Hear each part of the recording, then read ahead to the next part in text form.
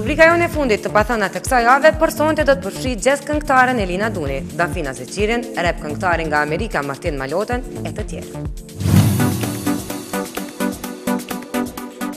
Dafina Zeqiri, që tani është duke qëndruar në Amerikë, nuk po i lën ana shadhuruesit e saj. Ajo së fundmi solli 3 gjinime në bashkëpunim me gitaristin Faton Macula dhe Coffee Black, ndërsa coveri që e këndojnë titullohet Just Friends. Në videon e dytë, ndryshe nga e para, Dafina këndon No More Drama nga Mary J. Blige, dhe ky cover, sipas Dafinës dhe Fatonit, i dedikohet 100 vjetorit të shtetit shqiptar. E ajo, për të tretën herë, paraqitet duke kënduar këngën e saj Më mungon. Tani presim që së shpejti Dafina të sjellë edhe ndonjë këngë të re.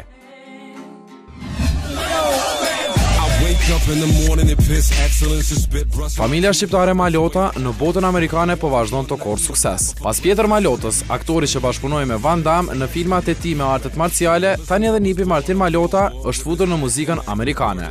I lindur në Detroit, por i rritur në Los Angeles, djalë shqiptar që mësoi shumë rreth kulturës së paraardhësve dhe arteve marciale, tani ai nuk po ka të ndalur në stilin e rap muzikës amerikan. Ka fituar zemrat e shumë adhuruesve me nxjerrjen e treg të albumit të parë që titullohet Bomb dhe është pritur mjaft mirë gjithandej. Ndërkaq, 2 këngët e Malotës i ka punuar producenti i ri nga Kosova i quajtur Butrit Buçinca. E tani përveç Amerikës, Pjetri ka synim edhe Evropën. Suksese!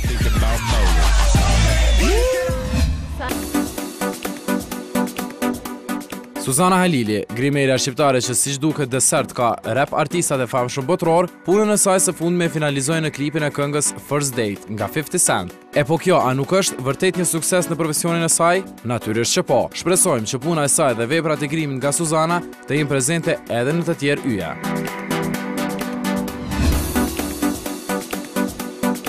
Just Another Confused Elephant, film nga një regjisor grek që për Alban Ukaj kishte rezervuar rolin kryesor në këtë film. Pas dhënies së premierës, roli i tij që sipas aktorit kërkonte mund dhe sakrificë, është cilësuar mjaft mirë nga kritikët e filmit. E në festivalin ndërkombëtar të filmit në Tokyo, ky film rrëmbeu çmimin e parë. Albani duket të jetë i kënaqur nga gjithë kjo punë, e bashkëpunim me aktorë e regjisor grek.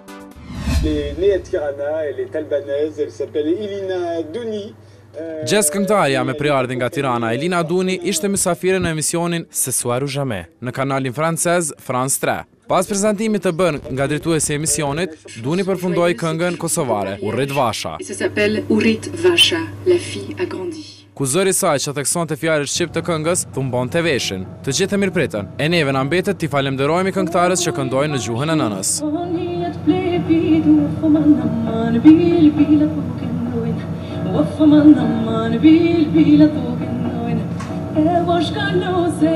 Privet.